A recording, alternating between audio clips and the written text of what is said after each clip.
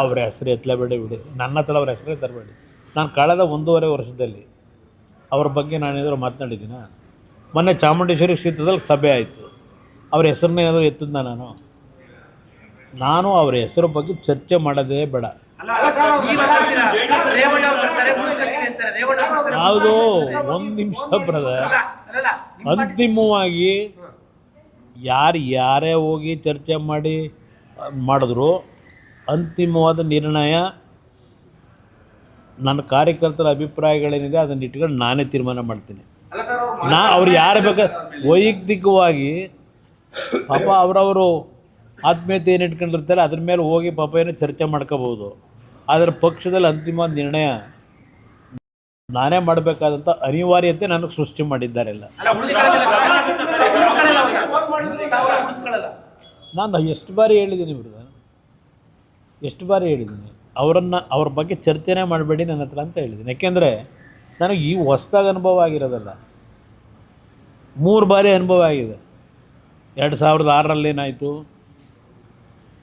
ಆಮೇಲಿಂದ 13ಕ್ಕೆ ಬಂದರು, ಆಮೇಲೆ ಮತ್ತೆ ಆಗೇನೇನು ನಡೀತು, ಮತ್ತು ಆಮೇಲೆ 18ಕ್ಕೆ ಏನಾಯಿತು, 23ಕ್ಕೆ ಏನಾಯಿತು, ಎಲ್ಲ ನೋಡಿದ್ದೀನಿ.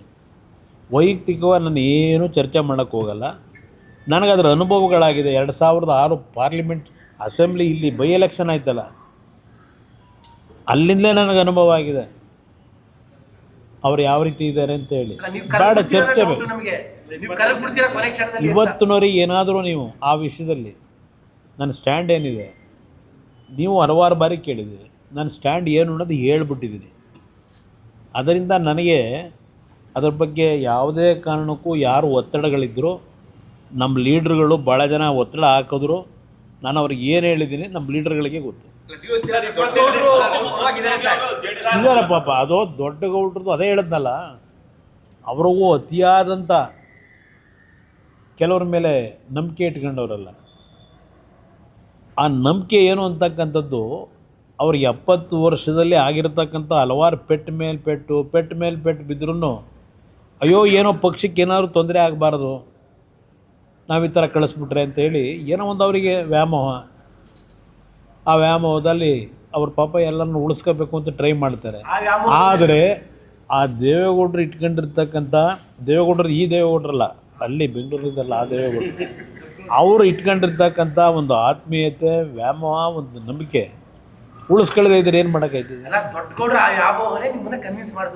ಇಲ್ಲ, ಈ ವಿಷಯದಲ್ಲಿ ಯಾವುದೇ ಕಾರಣಕ್ಕೂ ಬರೀ ಇದೊಂದೇ ಅಲ್ಲ, ಹಲವಾರು ಕ್ಷೇತ್ರದಲ್ಲಿ ಇದೇ ಇದೆ ಅವರಿಗೆ, ದೇವೇಗೌಡರಿಗೆ. ಏನು ಮಾಡೋದು? ನಾವು ಕೊನೆಗೆ ನೀವು ಹೇಳ್ದಂಗೆ ಅವರಿಗೆ ಗೌರವ ಕೊಡಬೇಕು ಅಂತೇಳಿ ಕೆಲವು ವಿಷಯದಲ್ಲಿ ಅವರು ತೆಗೆದುಕೊಳ್ತಕ್ಕಂಥ ನಿರ್ಧಾರಕ್ಕೆ ತಲೆಬಾಗಿದ್ದೇವೆ. ನಿಮ್ಗೆ ಹೇಳಬೇಕು ಅನ್ನೋದಾದರೆ,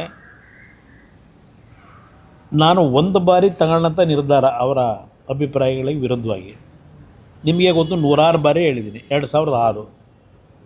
ಆದರೆ ಆ ನಿರ್ಧಾರ ನಾನು ತೆಗೆದುಕೊಂಡಿದ್ದರಿಂದ ಇವತ್ತು ಒಂದು ರಾಜ್ಯದಲ್ಲಿ ಕುಮಾರಸ್ವಾಮಿ ಯಾರು ಅಂತಕ್ಕಂಥದ್ದು ಜನಕ್ಕೆ ಅರ್ಥ ಆಗಿದೆ.